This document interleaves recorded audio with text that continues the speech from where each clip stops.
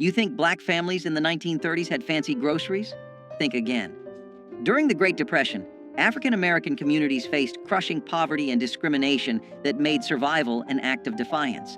Yet from bare cupboards came dishes so ingenious they became culinary legacy. Here are 30 cheap 1930s dishes our black ancestors ate to survive. Dried bean soup was once the lifeline that kept entire black families fed when money disappeared and hope ran thin. Women would sort through pounds of dried pinto or navy beans, picking out pebbles and debris before soaking them overnight in large pots. The next morning, those beans went into cast iron kettles with whatever scraps could be found.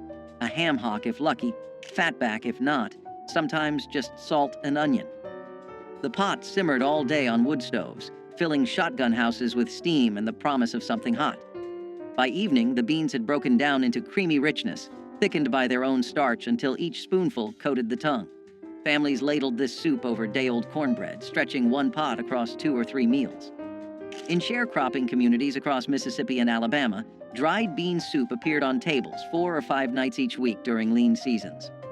Children grew up understanding that beans meant survival, that the pot on the stove represented their mother's determination to keep them fed, regardless of circumstances, through communal strength. Cornmeal mush carried black families through mornings when there was nothing else to put on the table but determination and resourcefulness. Coarse, stone-ground cornmeal was stirred into boiling water with salt, the wooden spoon moving constantly to prevent lumps from forming in the thick porridge. The mixture bubbled and spat as it cooked, thickening until it pulled away from the sides of the pot in one smooth mass. Some families added a precious spoonful of lard for richness. Others made do with just meal and water. Served hot in bowls, this mush provided the calories needed to get through days of backbreaking labor in fields or domestic service. Children ate it before walking miles to segregated schools, their bellies full even if the meal was plain. In urban black neighborhoods of Chicago and Detroit, families who'd migrated north during the Great Migration continued making cornmeal mush, connecting them to Southern roots and survival traditions. Leftover mush was poured into pans to set overnight, then sliced and fried the next morning for breakfast with patient care. Neck bones and rice turned discarded meat into Sunday dinner centerpieces that brought families together despite Depression hardships. Pork neck bones, sold cheaply because butchers considered them waste, contained enough meat and fat to flavor an entire pot when simmered properly. Black cooks knew to brown the bones first in cast iron skillets, rendering out fat and developing deep caramelized flavors before adding water, onions, and whatever seasonings the pantry held. Those bones cooked for hours, the meat falling away from cartilage until the broth turned rich and golden. Rice stretched the dish further, soaking up every drop of flavorful liquid while providing filling starch. In black communities throughout the rural South, neck bones and rice appeared at church suppers and family gatherings, the aroma announcing that someone had worked magic with almost nothing. Children sucked marrow from the bones, understanding instinctively that nothing edible should be wasted. The dish represented more than food. It showed how creativity and patience could transform what others dismissed into something genuinely delicious despite economic hardship. Dandelion green salad came straight from vacant lots and roadsides where free food grew abundantly if you knew what to look for. Black women taught their daughters which greens were safe to eat, passing down knowledge that connected them to African ancestors who had survived through intimate understanding of plants. Spring brought tender young dandelion leaves that were gathered in baskets before the plants flowered and turned bitter. These greens were washed repeatedly to remove grit, then torn by hand and dressed simply with vinegar, salt, and maybe a drizzle of bacon grease if available. The result was sharp, slightly bitter, and packed with vitamins that prevented scurvy during winter's lean months. In Chicago's South Side and Harlem's tenements, recent migrants foraged in any patch of green they could find, maintaining connections to rural foodways even in concrete jungles. Children were sent out with cloth bags to gather greens, learning to identify edible plants while contributing to family meals. Dandelion greens represented self-sufficiency and the refusal to go hungry when nature provided freely. Some families wilted the greens with hot bacon fat poured over top, creating a warm salad that felt more substantial through family wisdom. Sweet potato pie without sugar became an ingenious solution when refined sugar cost more than most families could afford.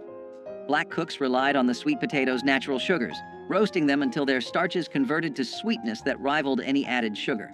The potatoes were mashed smooth, then mixed with a little flour, whatever milk or buttermilk could be spared, and spices like cinnamon or nutmeg if the spice tin held any. This mixture was poured into simple pastry crusts made from lard and flour, then baked until set. The result wasn't as sweet as modern pies, but it carried deep, earthy flavors that spoke of autumn harvests and survival through winter. Sweet potatoes grew abundantly in southern gardens, storing well in root cellars for months after harvest. Families who grew their own could make pies throughout fall and winter, stretching one crop across countless meals. In Black communities, sweet potato pie represented celebration despite poverty, proof that special occasions deserved recognition even when money was absent. Children looked forward to these pies as rare treats, savoring every bite of something that felt luxurious despite humble ingredients through shared sacrifice. Crackling bread transformed pork scraps into cornbread so rich it could serve as a meal on its own. Cracklings, the crispy bits left after rendering lard from pork fat, were considered waste by some but treasure by Black cooks who understood their value.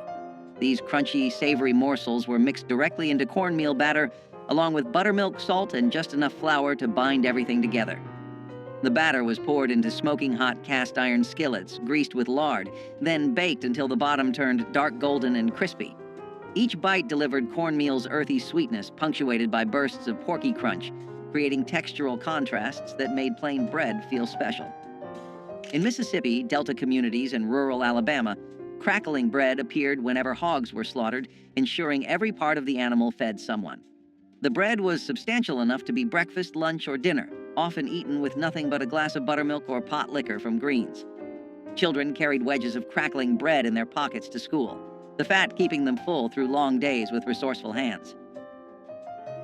Pig feet and collard greens brought together two ingredients that white society dismissed, but Black communities transformed into soul-satisfying meals. Pig feet, boiled until tender and gelatinous, released collagen that thickened cooking liquid into rich, silky broth. Collard greens, tough and bitter when raw, simmered in that broth for hours until they turned tender and deeply flavored.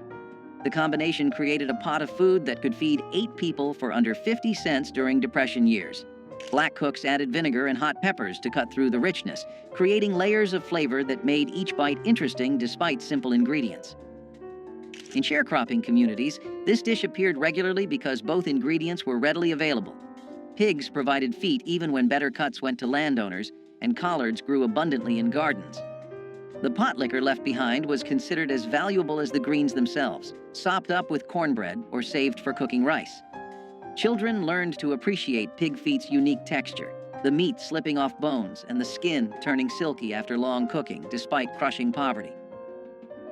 Pone bread rose as the emergency staple when there was nothing in the house but cornmeal and water. Unlike cornbread that required eggs, milk, and baking powder, pone bread demanded only meal, salt, and liquid mixed into thick batter. The mixture was shaped by hand into flat cakes, then baked on hot griddles or directly in fireplace ashes until crusty outside and dense inside. This wasn't delicate food. It was survival bread that filled stomachs and provided energy when nothing else existed. In rural Black households across the Deep South, mothers made pone bread multiple times daily, the smell of toasting cornmeal signaling that at least there would be something to eat. The bread kept well, lasting several days without going stale, which meant one batch could stretch across many meals. Workers carried pone bread to fields, eating it cold with whatever they could forage: wild onions, dandelion greens, or just salt. Children gnawed on pone bread while doing chores, the dense texture requiring real effort to eat, but delivering lasting satisfaction through ancestral knowledge. Blackberry cobbler without sugar proved that fruit's natural sweetness could create desserts when refined sugar wasn't available. Wild blackberries grew abundantly along fence lines and in abandoned fields, free for anyone willing to brave thorns and summer heat to pick them.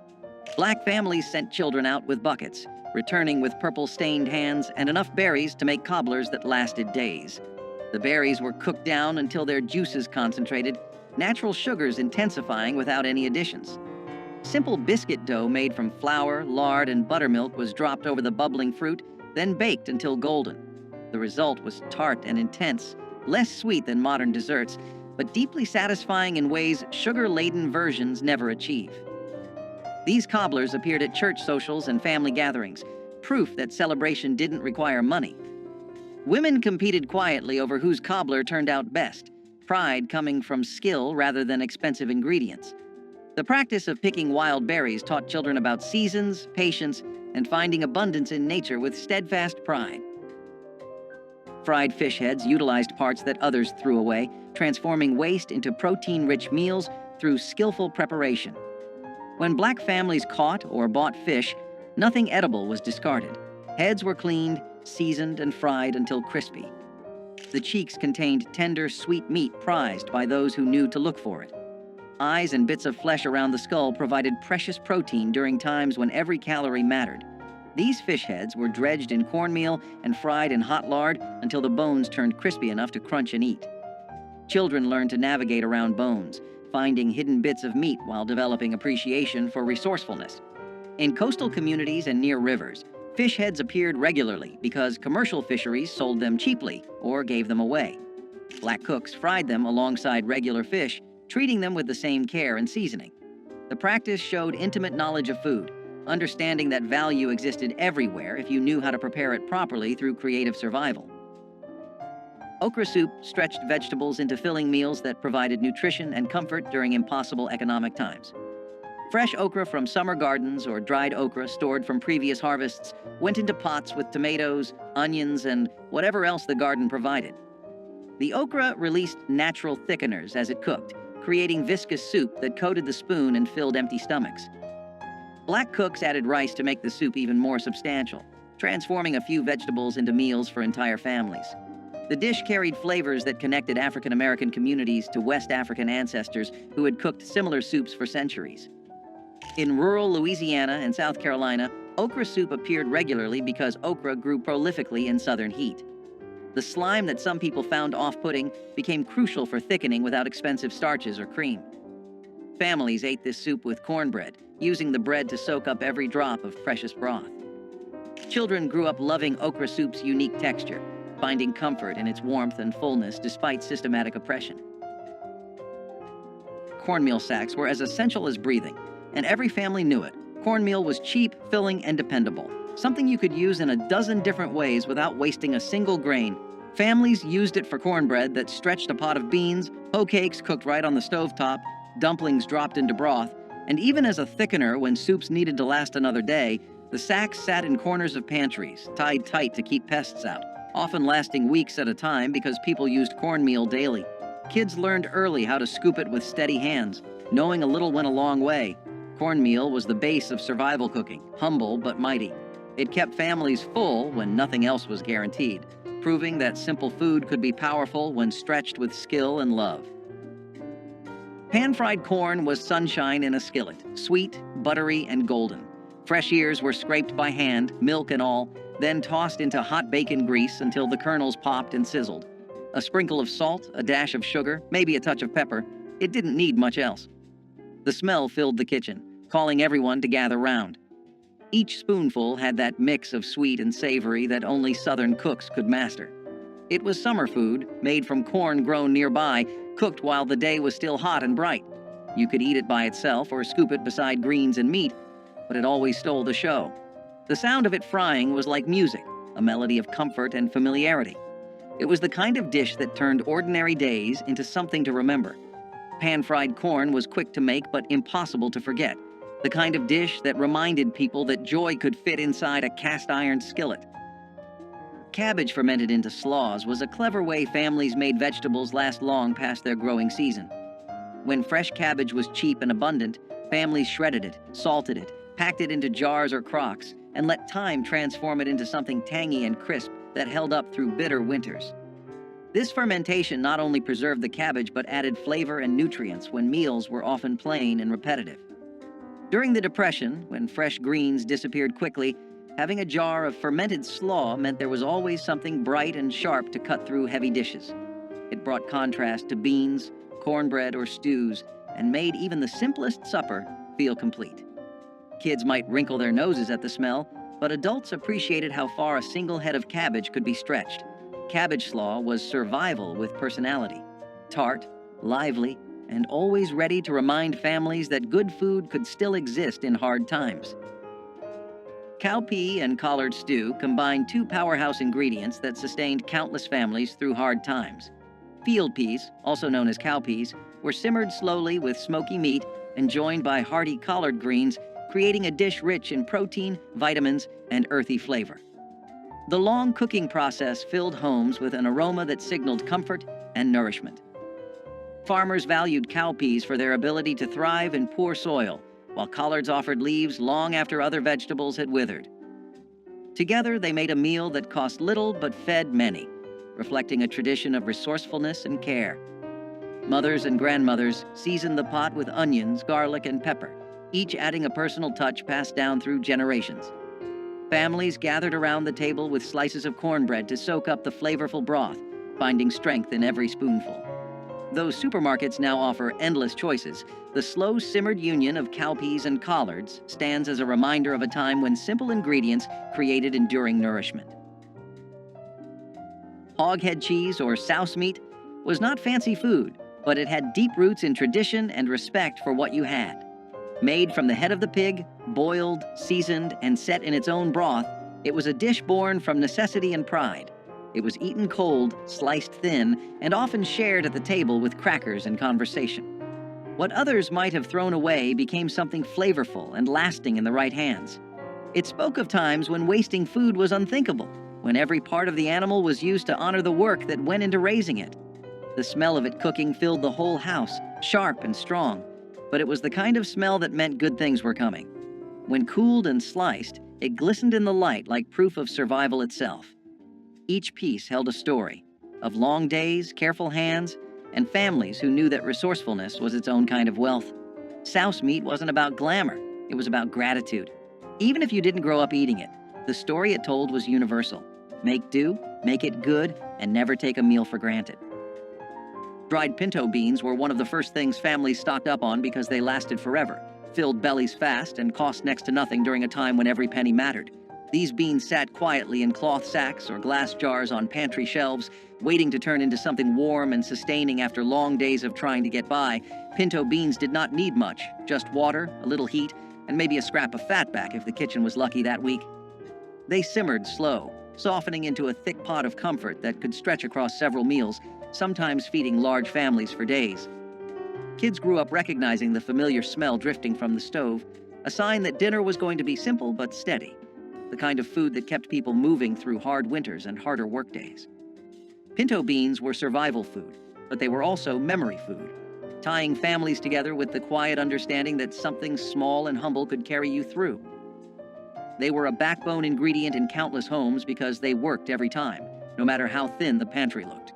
Dried pinto beans did not just feed families, they steadied them. Fried green tomatoes were a porch-side favorite, a snack for hot days and easy laughter. Slices of firm green tomatoes were dipped in cornmeal, fried golden in a skillet, and sprinkled with salt while still sizzling. The result was crisp on the outside, soft inside, and just tart enough to make your mouth water. You could eat them standing up, still hot from the pan, or stack them high beside a plate of beans and rice. They were the kind of treat you didn't plan. You just made them when the garden gave too many tomatoes. The pop of oil, the hum of conversation, and the smell of cornmeal frying turned an ordinary afternoon into something special.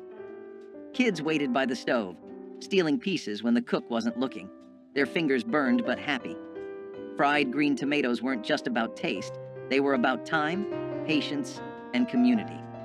Their taste was bold but humble, a reminder of summers that felt endless and simple pleasures that cost almost nothing.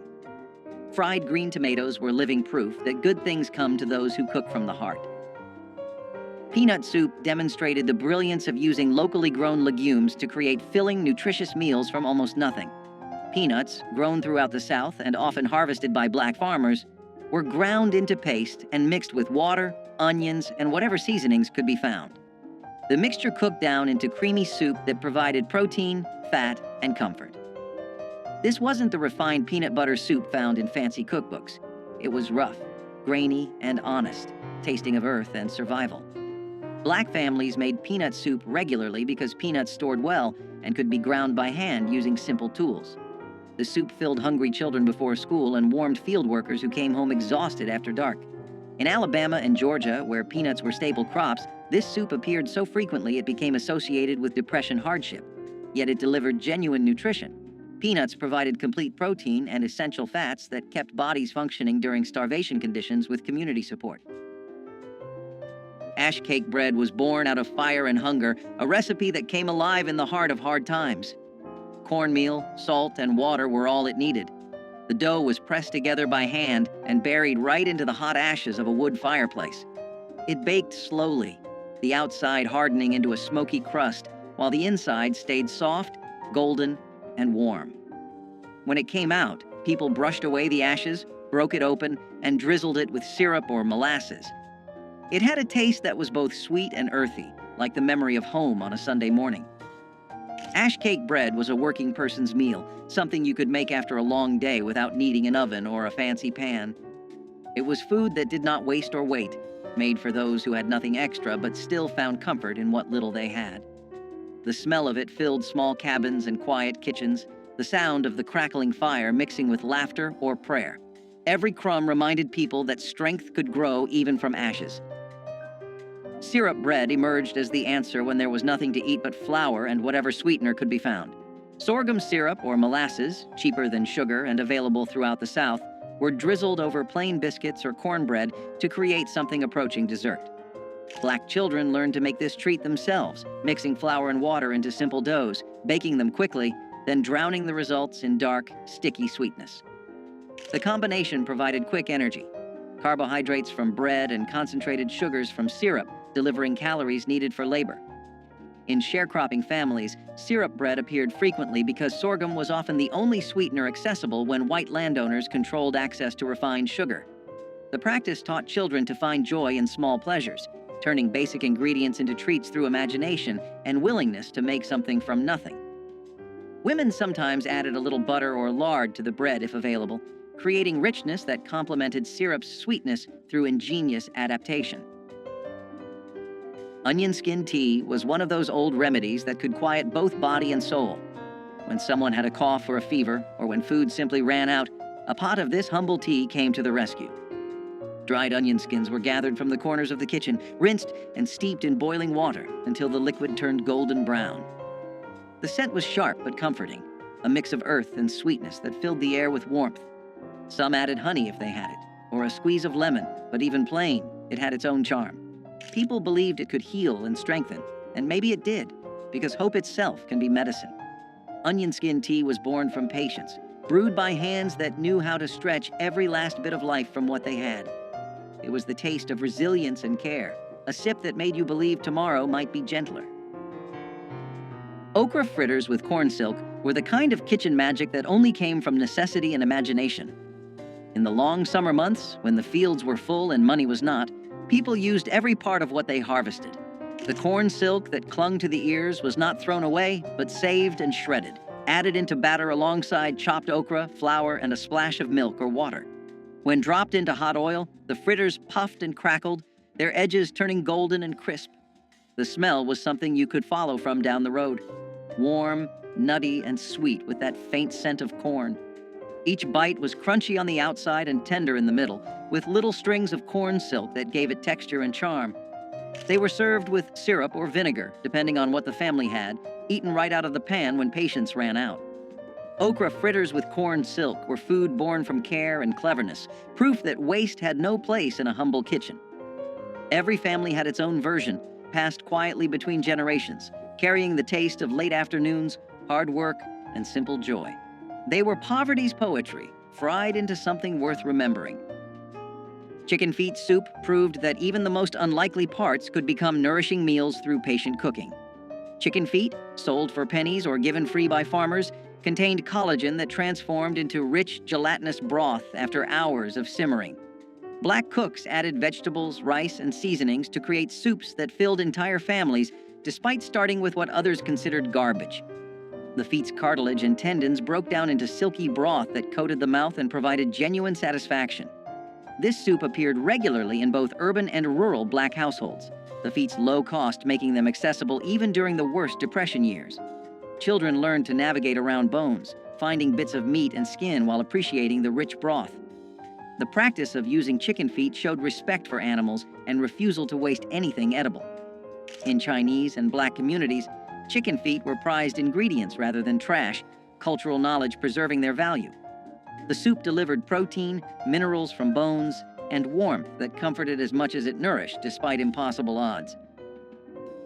Molasses coffee was not fancy, but it was strong enough to keep a person going through the longest of days. When coffee beans were scarce, and sugar even scarcer, someone clever discovered that a spoonful of blackstrap molasses stirred into hot water or weak brew could make a drink both sweet and smoky. The result was thick and dark, with a bitterness that clung to the tongue and warmed the chest. It tasted like work and resilience, like fields at sunrise and factory bells ringing. Families drank it early and often, some adding milk if fortune allowed, others taking it plain with bread crusts for breakfast. It was a poor man's luxury, a small rebellion against hunger and fatigue. The smell alone was enough to wake the tired and remind them that strength could be stirred, not bought. Molasses coffee was courage in a cup, shared by hands cracked from labor and hearts that refused to quit. It carried the spirit of people who built their mornings out of willpower and steam, proving that dignity could live even in the thinnest brew. Onion gravy transformed the cheapest possible ingredients into something that made even plain rice or potatoes taste worthwhile. Black cooks sliced onions thin and cooked them slowly in whatever fat was available: bacon grease, lard, or even plain vegetable oil. The onions broke down into sweet, golden strands that formed the base for gravy thickened with flour and water. Salt and pepper provided the only seasoning, yet the result delivered satisfaction far beyond such humble beginnings. This gravy appeared on Depression-era tables multiple times weekly, stretching small amounts of fat into meals for large families. The onion's natural sugars caramelized during cooking, creating complex flavors that made poverty food taste almost luxurious. Children sopped up onion gravy with biscuits or bread, their empty plates evidence of genuine hunger satisfied. In Black communities across the South, women took pride in their onion gravy, the quality revealing their skill at coaxing maximum flavor from minimum ingredients through collective effort. Vinegar pie custard solved the problem of making dessert when eggs, milk, and fruit were all beyond financial reach.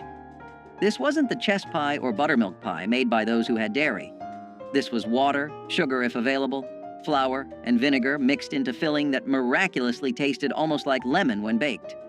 Black cooks poured this mixture into simple pastry crusts, then baked until set. The vinegar provided tartness that balanced what little sweetness could be achieved, creating desserts that children actually looked forward to eating. The pie represented ingenuity born from desperation, proving that treats didn't require expensive ingredients when creativity filled the gaps. In communities where children had never tasted real lemon pie, vinegar pie was special occasion food that marked birthdays and holidays. Women experimented with different vinegar types and proportions, developing recipes that became family secrets. The practice of making vinegar pie taught important lessons about resourcefulness and refusing to let poverty steal all joy despite economic collapse. Grease gravy rice was what people cooked when they refused to let anything go to waste. When breakfast meats were done frying, the leftover grease became treasure. A spoon of flour went in first, sizzling and popping until it turned golden. Then milk or water got poured in, slow and steady, until it thickened into smooth gravy. That hot gravy poured over white rice made something out of nearly nothing. It was salty, creamy, and smoky all at once. The smell filled the house, and the taste filled the stomach. Parents called it breakfast, but it could carry a family through an entire day. It came from kitchens that knew survival like a second language, where flavor was earned from thrift and patience. Kids grew up thinking it was comfort food, not knowing it was born from rationing and struggle. Grease gravy rice was more than a recipe. It was a declaration that no meal was too small to matter. Every bite was a promise that the family would eat, even when times were lean. It was humble food that carried pride on a spoon. Peanut soup had deep roots in West African cooking and carried over into the kitchens of Black America during times of scarcity. Families would boil peanuts until soft, grind them into a paste, and whisk them into broth with onions and seasonings. The result was a creamy, nutty soup that filled stomachs without relying on expensive meat. Because peanuts were widely available and inexpensive, this dish became a dependable source of protein and comfort. It could be served plain with bread or thickened with vegetables to stretch even further. Children grew up tasting peanut soup as a warm, sustaining dish that soothed hunger while carrying the echo of older traditions. The flavor was earthy and satisfying, reminding families of both resilience and cultural roots. Peanut soup showed that the most affordable ingredients could still produce something memorable, sustaining entire households during difficult seasons. It was not just soup, it was survival food with heritage poured into every bowl. Ground kudzu root paste emerged when conventional flours were scarce and starchy substitutes were needed to thicken stews or stretch breads. Kudzu, an invasive vine introduced from Asia, sent deep roots into the southern soil that stored abundant starch. Enslaved gatherers dug these roots, washed and dried them, then pounded them into a fine powder. Mixed with water, the powder formed a paste that thickened soups or acted as a binder for cornmeal cakes. Its mild flavor and reliable texture made it a quiet but important ingredient in times of scarcity. After emancipation, some rural families continued to harvest kudzu for its starch, and today herbalists still value it for its medicinal qualities. Ground kudzu root paste shows how knowledge of local plants and persistence in foraging allowed cooks to replace costly ingredients with what the land freely offered, turning an aggressive vine into a vital pantry staple, and demonstrating again how necessity inspired both culinary creativity and a deeper understanding of the southern landscape's hidden gifts. Wild muscadine grape jam brought the late summer woods to the breakfast table in a deep purple shine. Children and parents walked along fence lines and wooded edges with baskets in hand, searching for the thick-skinned grapes that thrived in southern heat. Once gathered, the fruit was boiled gently until the skins burst and the pulp softened, filling kitchens with a fragrance that hinted at honey and earth. The juice was strained and mixed with sugar, then cooked again until it thickened into a jam rich enough to spread over biscuits or stir into morning porridge.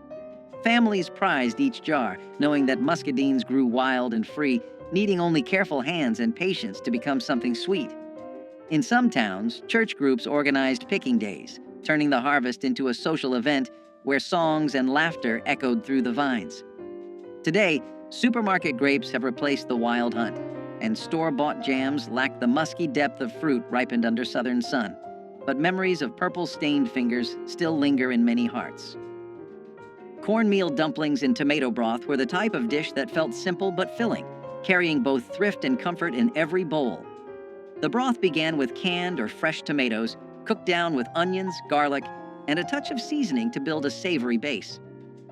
My grandmother mixed cornmeal with a bit of flour, salt, and water to form small dumplings, dropping them carefully into the bubbling pot. As they simmered, the dumplings softened into tender bites, soaking up the tang of the tomatoes while thickening the stew.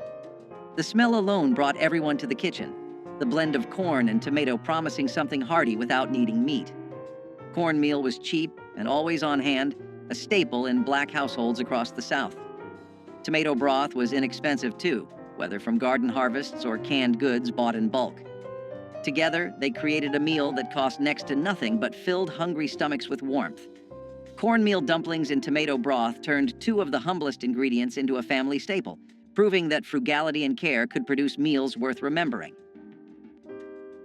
Persimmon leather was a sweetness born from scarcity, made when sugar was a dream too far from reach. Wild persimmons, soft and golden when ripe, were gathered by hand and mashed into pulp, their tartness fading into deep honeyed flavor as they dried under the southern sun. Spread thin on boards or cloth, the pulp hardened into chewy sheets that could last for months, folded and stored for the hard winter ahead.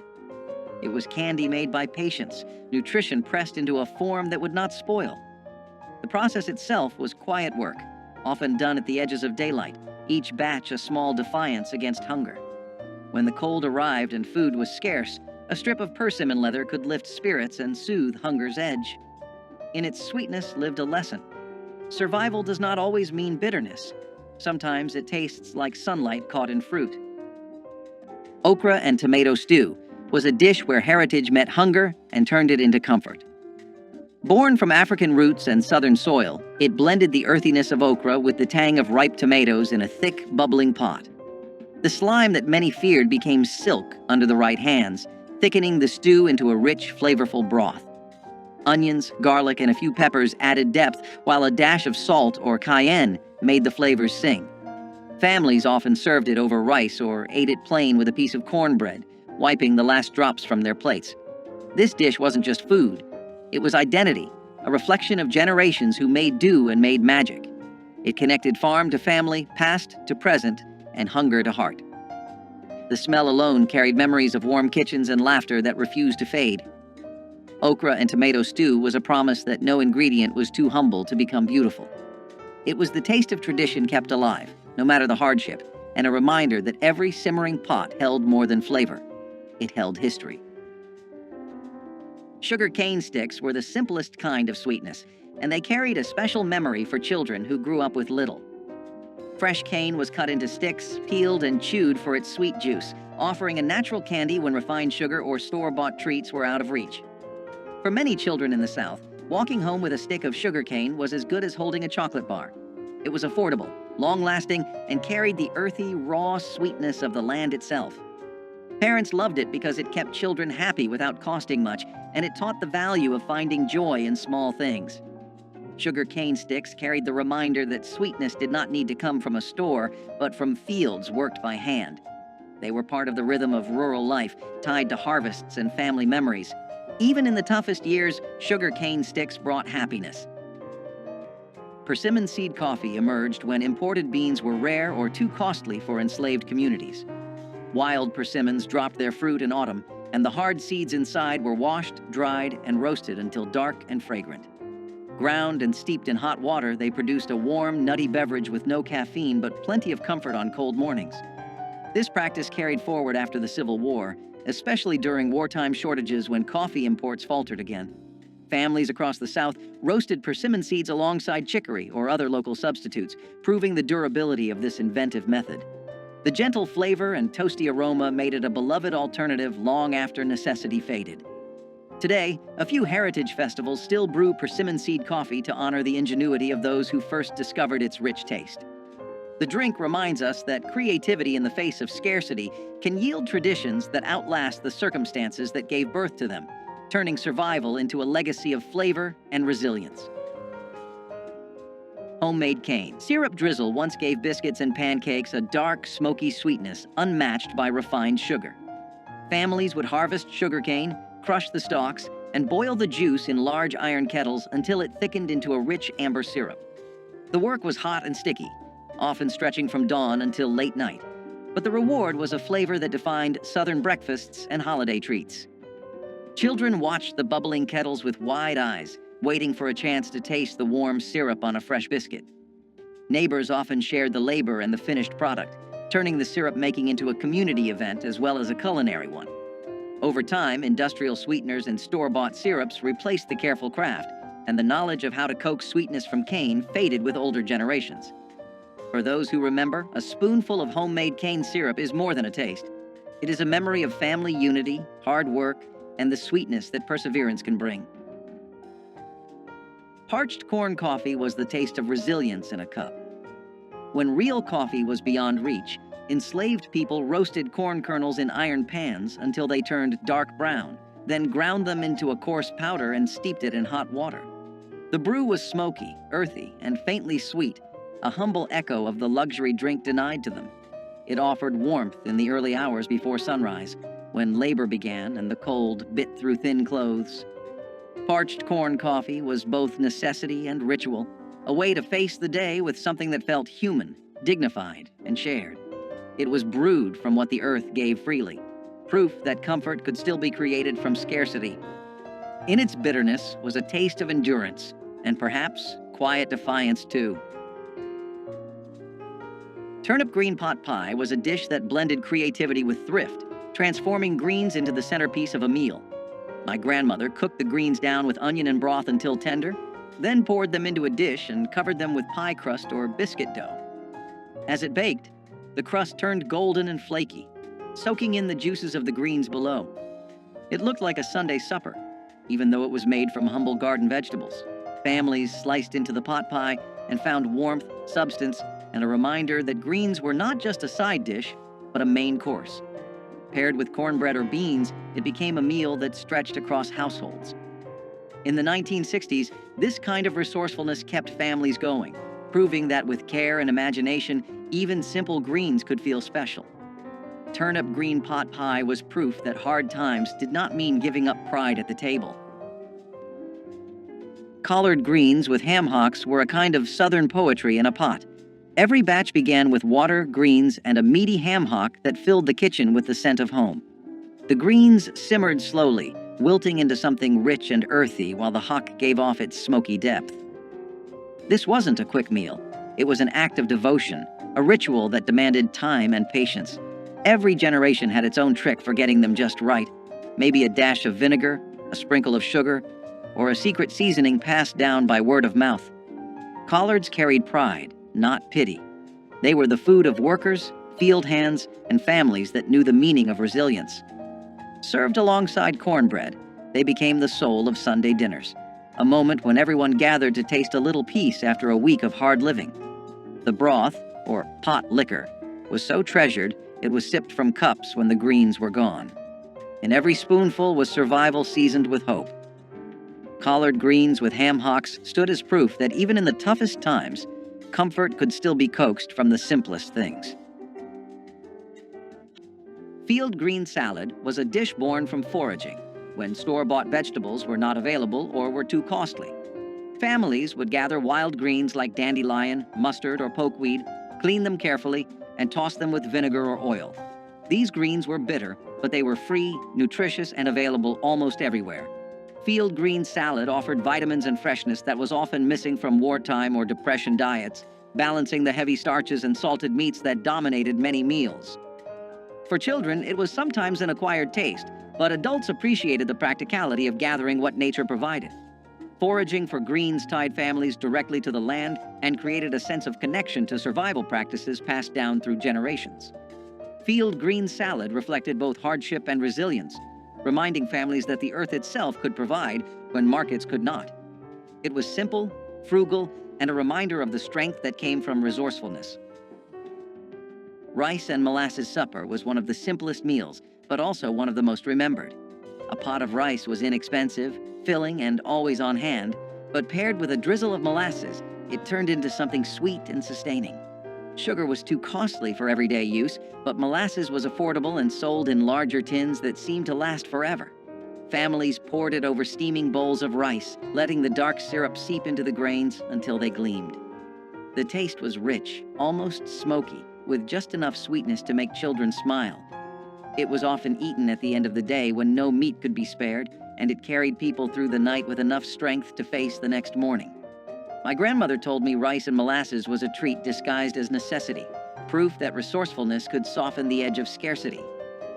In the 1960s, when black families were stretching every dollar, rice and molasses kept hunger at bay while still offering a touch of comfort. Simple, cheap, and unforgettable, it was a meal born of need but remembered with love. Which of these survival dishes hits closest to home for you? Drop a comment with your family's Depression-era recipe, hit that like button, and subscribe so we can keep honoring these forgotten but essential pieces of our history together despite overwhelming hardship.